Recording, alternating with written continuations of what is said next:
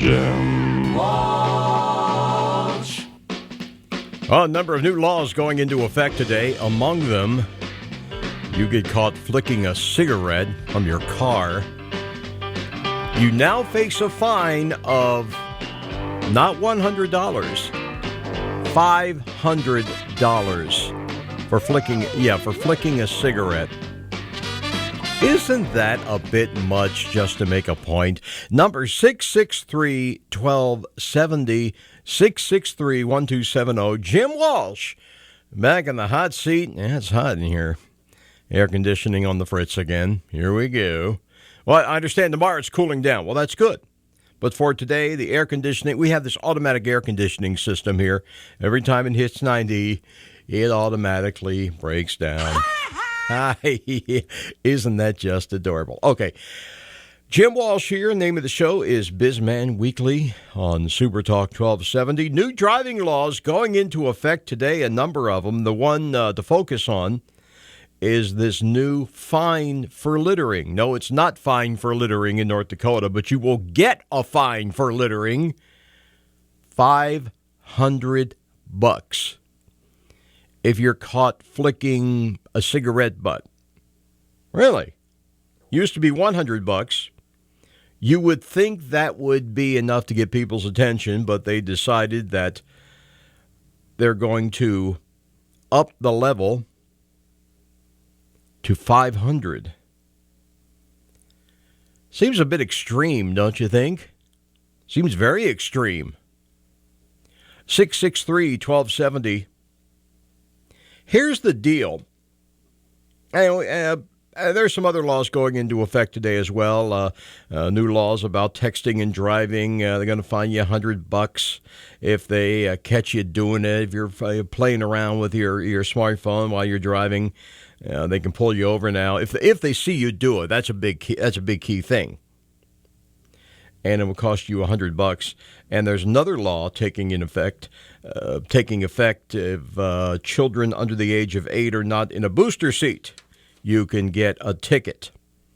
They have to be taller than 4'9" or older than 8 years old. Otherwise, got to be in the booster seat. So everybody be safe and know the laws. Otherwise, you might get fined. But this $500 for littering, in particular with the cigarette thing, that's a bit much. I mean, $100, you're going to get most people's attention. $500 for a lot of people is pretty disastrous. Remember, there's a lot of people out there right now who are literally living from paycheck to paycheck. And if you throw a $500 fine at them, you're just going to wipe them out. You're just going to put them in all kinds of trouble, and they're going to come away very resentful. It's not going to have the desired message. $100 is an inconvenience that will get their attention. $500, that's too much. Do you not agree with that assessment?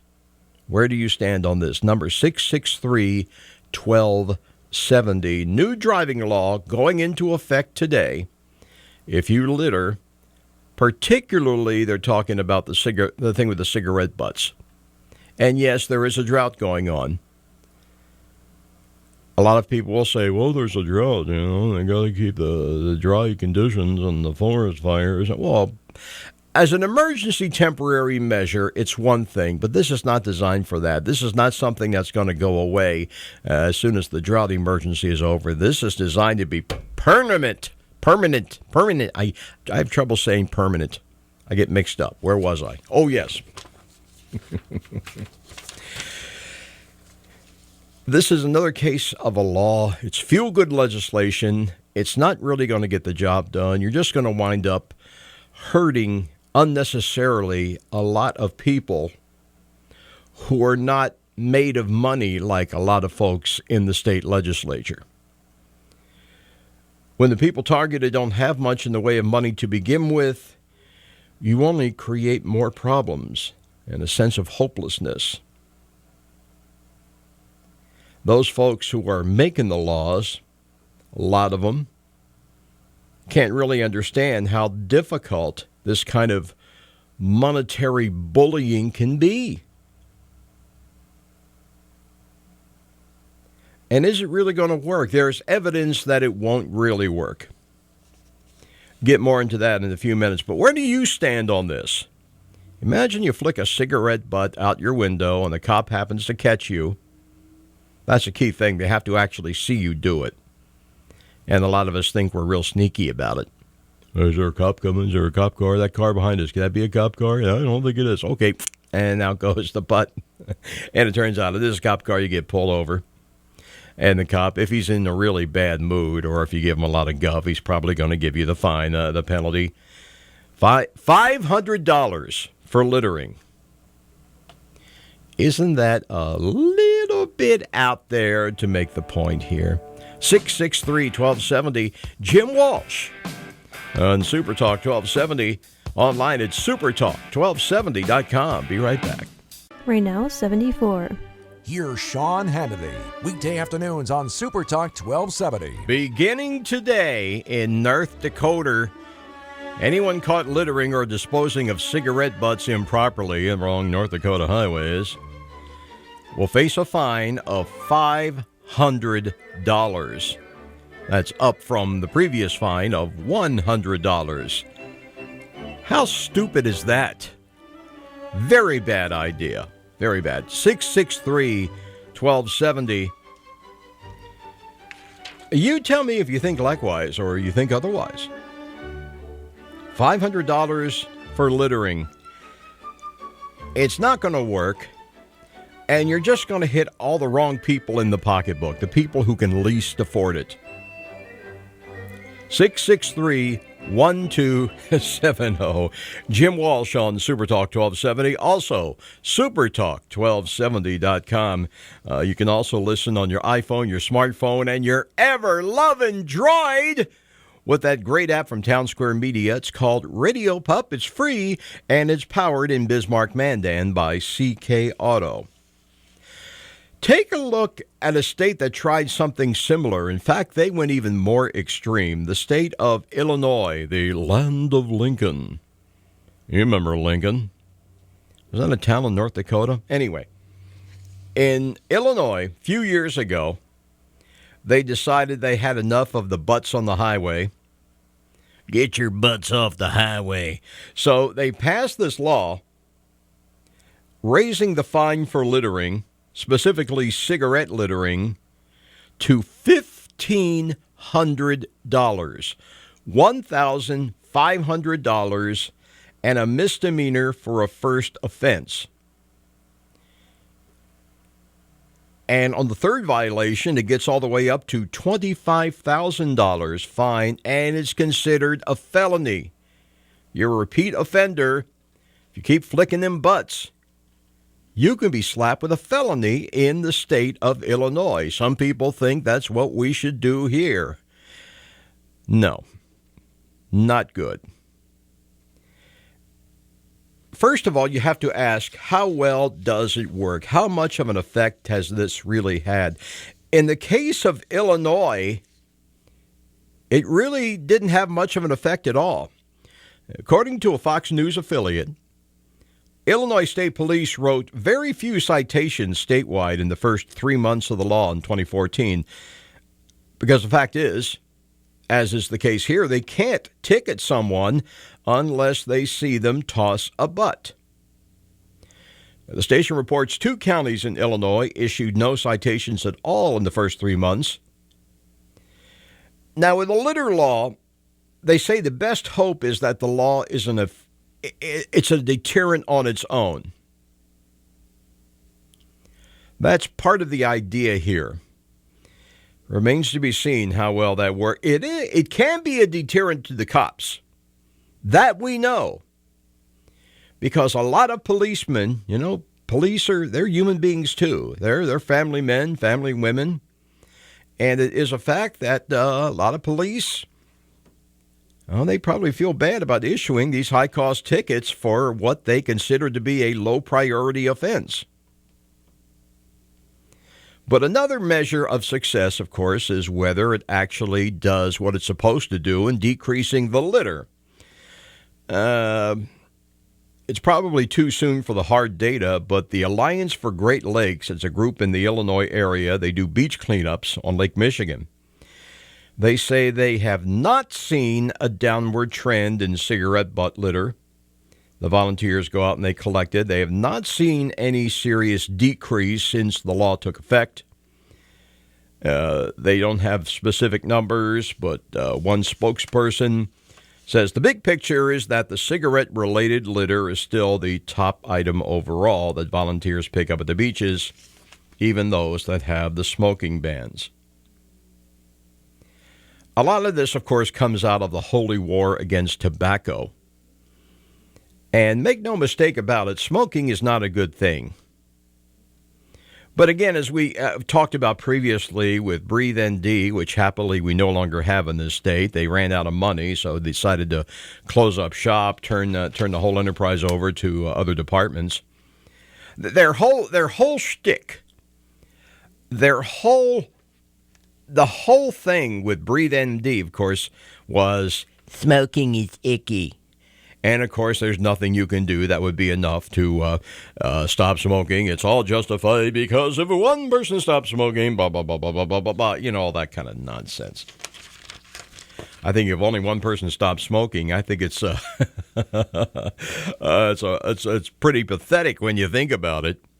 If we can make only one person stop smoking, that's hasn't really worked, has it? No, it hasn't. Stop saying it has. Now, there are other ways to get the message across, and other states have tried, the whole Keep America Beautiful campaign, and that, in my mind, is where the real answer lies. It's in increasing awareness. You may remember back in the day, in the 60s, it started early in the 60s during the Kennedy era, the whole campaign against littering. Every litter bit hurts. They had a spokesperson, a little girl named Susan Spotless, and she would talk about how bad littering is. And the message got across to a lot of people. Education, as always, is the answer. Throwing ridiculous fines at people is not. Of course, there's always empowering the citizens, which is a nice way of saying encouraging people to rat on each other. Let's not go down that avenue again, please. So where do you stand on this? A fine for littering, if you get caught, particularly with the cigarette butts. Now, currently in North Dakota, we have an emergency situation. Technically, we are in a drought, and you notice as of last week, they're finally using the D word around these parts. Disaster. They call it a disaster area. I don't think the president has called it a disaster. I think he has too many disasters on his plate as it is. But here in the state of North Dakota, Governor Burgum did make the call last week. He said North Dakota, the state of North Dakota is in a technical state of disaster. Yeah, they're finally using the D word. And that, of course, opens up a lot of options for assistance from the federal government and cooperation, yada, yada, yada. You know all about that. You could make a case that this kind of thing would be justified as an emergency stopgap temporary measure because it is so damn dry out there right now. A flicked cigarette in the wrong spot could mean a lot of trouble. Nobody's arguing that as a temporary emergency stopgap. But to put this in place with the idea of leaving it there, even if you have years like we had in, say, 2011, where everything was soaking wet, back during the flood period. I'm not making a joke about the flood or anything, but what I'm saying is, as a permanent measure, is this really going to work? No, I don't think it is. But where do you stand on the issue? Love to hear from you on this. 663-1270. 663-1270. Again, new driving laws going into effect. Of course, the constitutional carry thing, that goes into effect, too, today. You no longer need a permit to pack heat in the Peace Garden State. Personally, I don't think that's going to have much of an impact, given the kind of culture we have. You know, the people who are criminals are, they never were, it's like the old cliche, the ones who are criminals, they never bothered with the permits anyway. I don't think it's going to make much of a difference. This, however, we can have a problem with. New driving law, new littering fine, $500. There's a lot of people out there for whom $500 is a lot of money. Maybe you guys over there in the legislative hall, maybe $500 is peanuts for you. But for a lot of the working stiffs out there, for a lot of the regular folks, $500 is a lot of damn money. And you find somebody $500 for flicking a cigarette, isn't that a bit extreme to get your point across? Taking, some people, their rent is $500 a month. So you're going to punish somebody by taking away their rent money, leaving them unable to pay their rent because of so many people living paycheck to paycheck, which is a whole different kettle of fish. We won't go there today, but the point is they are doing that. They are living that way. And if you take away $500 for something as really insignificant as this, I don't get it. Let's grab a call here. Good morning. You're on Super Talk 1270. Yeah, I just had a comment on your littering thing. Absolutely, sir. Go right ahead. Okay, as we speak, I'm driving out to pick up a whole bunch of crap that some jerk was driving down a county road and figured out here's a kind of a side road nobody goes down, right? And there's a great big bunch of junk there, and we used to. And are you going to come and help me pick that up? It'll take me all afternoon, and right now I'm pulling a trailer behind my truck, because that's what it's going to take to pick up that crap. Now, to me, $500 is not enough for that kind of a thing. I have no comment on the cigarettes. I think that's probably a little overkill, but yeah, you're hammering that. We used to live out east of Bismarck, and it was amazing the stuff that people threw out there. They threw out couches, deep freezes, old fridges, and you could see where people would drive out in somebody's private property and change their oil and leave the oil filter and all the oil stuff there. It's people like that are slobs, and as far as I'm concerned, heck, $500. That's if they can't afford it, they damn well better learn not to do it. I appreciate your input. No comment on cigarettes. Okay, I appreciate your call, sir. I sincerely do. Thank you very much. So, do you think $500 is appropriate for littering? To me, it seems a bit much. Maybe you think otherwise, like that fella. I invite you to weigh in, 663-1270. Super Talk 1270, supertalk1270.com, and Jim Walsh, and you. More of your calls coming up. Right now, 74. Dave Ramsey is heard here. Super Talk 1270. $500 fine for littering, effective today in North Dakota. Is that a bit much? Number 663-1270. Good morning. Thank you for calling. You're on Super Talk 1270. I just want to I agree with the previous caller. You do. It's a choice. You do not have to throw your garbage or your cigarette butts out the window. It's so simple. Okay. So $500, in my opinion, is not a problem. If anything, it's probably higher. Don't do it. Okay. Well, the thing is, like I say, there's a lot of people out there. You find them $100, you are going to get their attention. You find them $500, you're going to wipe them out. You're not going to wipe them out. They have a choice not to throw the damn cigarette out the window. So the rest of us have to go drive by it, pick it up, clean it. No, they have a choice. They don't have to do it. And $500 wipe them out, that's their choice. They chose to do it. So I don't think $500 is too much. All right. Thanks for the call. Thank you. Thank you. 663-1270. Oh, we have a difference of opinion. Oh. Oh, how quaint. No, back to the issue at hand here. $500. What I'm saying is that $100 sounds reasonable to me. $500, it's a bit excessive to me. For one, I mean, think about this. Think about the physics of this. One cigarette butt. You flick one cigarette butt out the window, a $500 fine. And it doesn't add up for me. For all the things that people do for which they probably should get a 500. I'm not saying they shouldn't fine them anything. I never said that. What I'm saying is 500 is a bit much. That's all. 663-1270. Jim Walsh here on Super Talk 1270. I gotta talk about the age discrimination thing. It came up again. And, of course, on a radio station like this, a lot of folks who listen to a station like this, they tend to be a little bit older. They tend to be maybe the boomers, maybe some of the older Generation Xers. And there was a story, it came out of Iowa, about a fellow who wanted to be part of a, let me pull the story up here. He was a writer, and he wanted to get in on this writing workshop, and they turned him down. Well, after they found out what his age was, it just so happened they turned him down. He's 68 years old.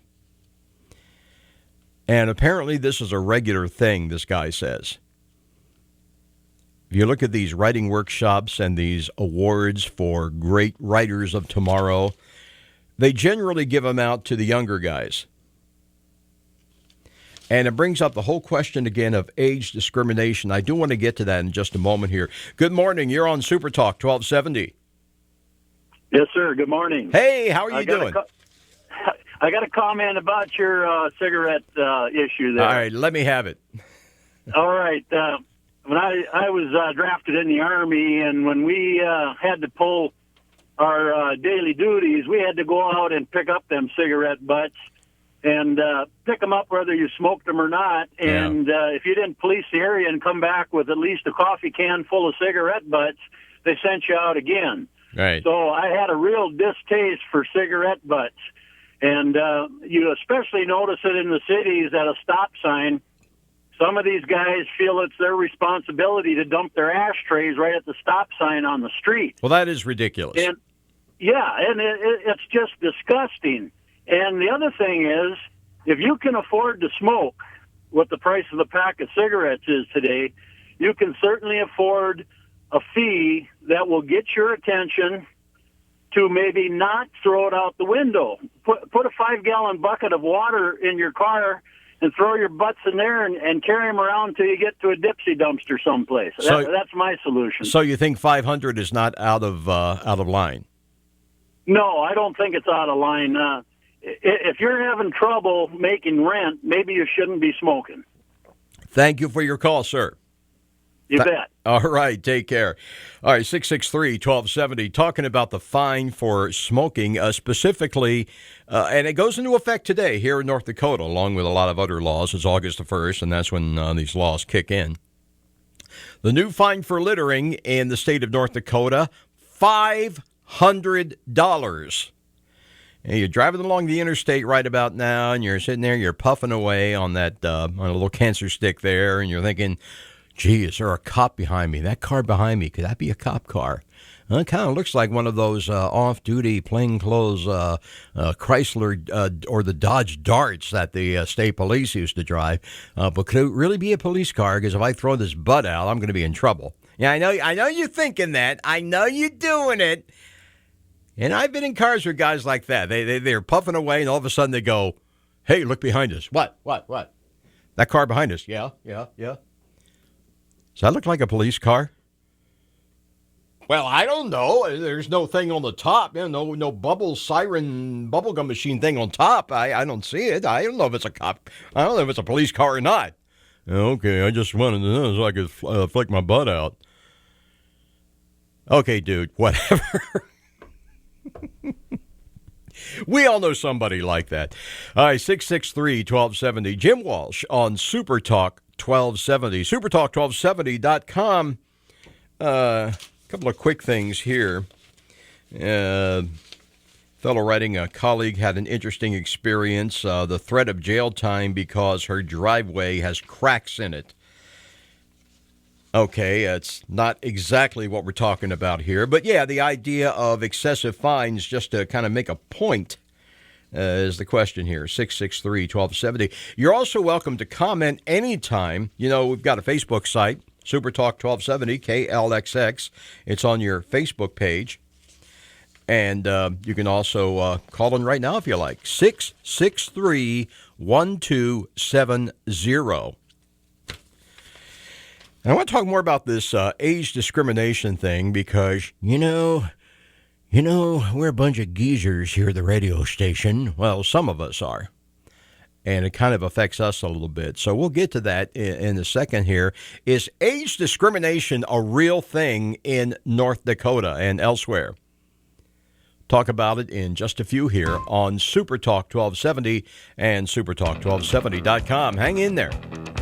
Super Talk 1270, supertalk1270.com. Beginning today in North Dakota, anyone caught littering, it's a $500 fine.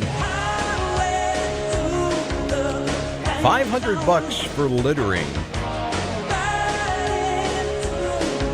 Does anyone think that's a bit much to make a point? Just saying. 663-1270. Only a few days left to use the public pools in Bismarck for the summer season. Yeah, it's April 1st. Summer's winding down. School's starting in just a couple of weeks now.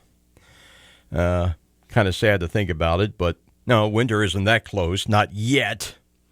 But just so you know, last day for the Wachter Pool is August 11th. Last day for the Elks Aquatic Center, August 13th.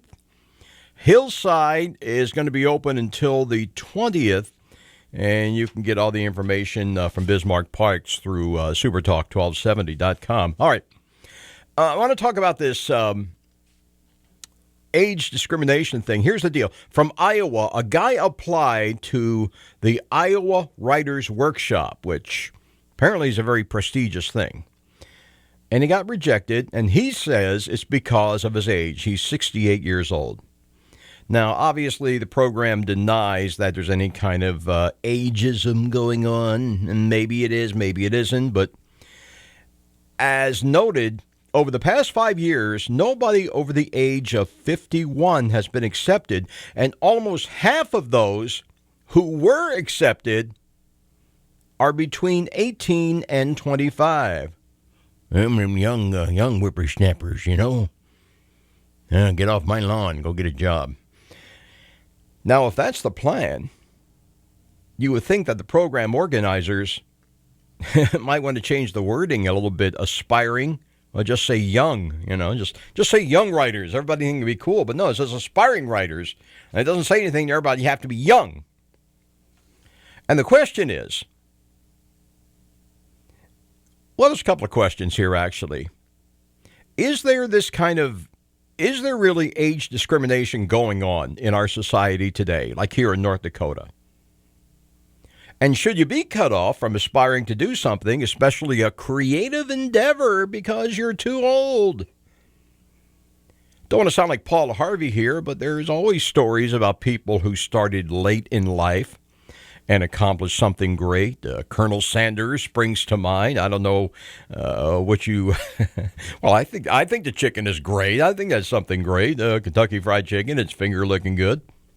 And, you know, Colonel Sanders, he actually started out with that business. He was close to retirement age already.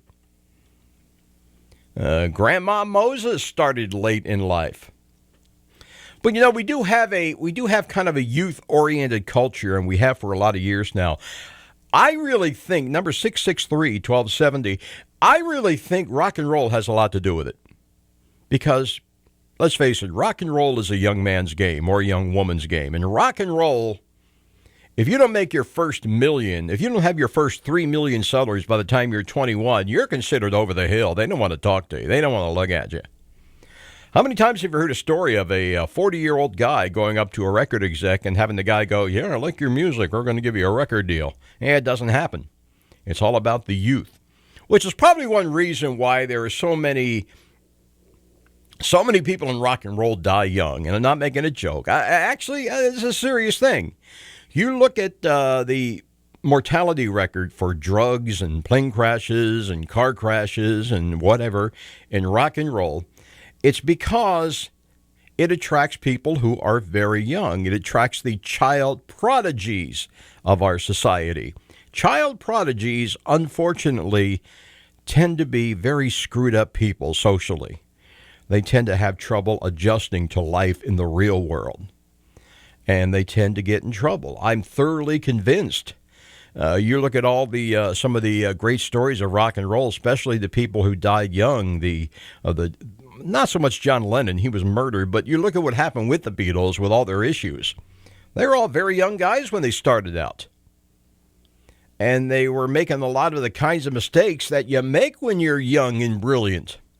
Elvis, too, for that matter. The ones who work out, the ones who survive and seem to be okay, if anything, they seem to be the exception. But there is this youth fixation in this society. But the question, that's not the same as saying that there's age discrimination. But I tell you, I know a lot of people who are right around my age. I'm 61 now. I know a lot of people in my general age group who are out of work, who have had all kinds of trouble finding a decent job. And, of course, they never say it's because you're old. They never say that. But you got to wonder. You got to wonder if that's an issue. You really do. 663-1270. Is there ageism? Is there age discrimination in North Dakota? 663-1270. I mean, look, a lot of guys don't really get their second wind until they hit a certain age. Look, I'm 61. I consider myself right now, no joke, to be in the prime of life. Maybe not physically, but in terms of, let's just say that I consider myself to be very much the man that I aspired to be when I was younger. Okay, it took me this long, but finally got there. You're probably in the same boat. If you're around my age, you may be in the same boat. You know, being 61, being 50 or 60 or even beyond, it shouldn't be the stigma that it used to be. Because people are living healthier, they're not smoking or drinking or not doing it as much. People are exercising, they're getting more active, they're living better. You know, older folks still have a lot to contribute. But it seems like if you're past a certain age, it is really hard to get a gig. Or is that just me? You tell me. 663-1270. One other thing I want to pass along here as we're winding down. You know, Scaramouche. He never did get to do the Fandango, but he lost his gig. He, quote, resigned, unquote. Of course, who knows what really happened in the current administration? It's anybody's guess. But this Scaramucci guy, known for his rather salty vocabulary, he lasted all of 10 days, and then he was out the bleeping door. Came across a great article from the old great lady, the New York Times, The Case for Cursing, saying that there's really nothing wrong with cursing. The article says this, considering that the only reason people curse, the only reason that curse words are considered curse words is because at some point somebody decided that they were. It's like George Carlin said. And you got all these words, and somebody in charge somewhere along the way went, now these words over here, these are bad words. Okay, dude, whatever.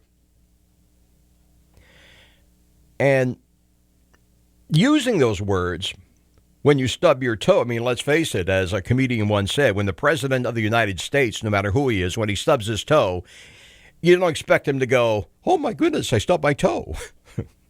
Well, George W. Now, George W., you would not believe this, but George W. had a pretty salty vocabulary, people said, in private. Now, he could blew the air with the best of them. Yeah, really. And the thing is, it is kind of a catharsis. It does kind of help you with your pain, your discomfort. And there is apparently some science behind that. Same thing for swearing or cussing. By the way, is there a difference? Is there a difference between swearing and cussing? Damned if I know. Hell, crap. Well, like if you're swearing while lifting weights, some people do that. They go, crap, boom, and they get the weight up. It seems to help some people. And there are times, of course, when a curse word is better for communicating a thought than any other word. So, someone tells you to stop swearing, you know what you can tell them to do with themselves, right? Yeah. Tell them to go jump up something sideways, right? No, maybe you better not. Just saying. But it's in the New York Times. I like their crosswords. I never had a crossword for anybody. Your comments welcome.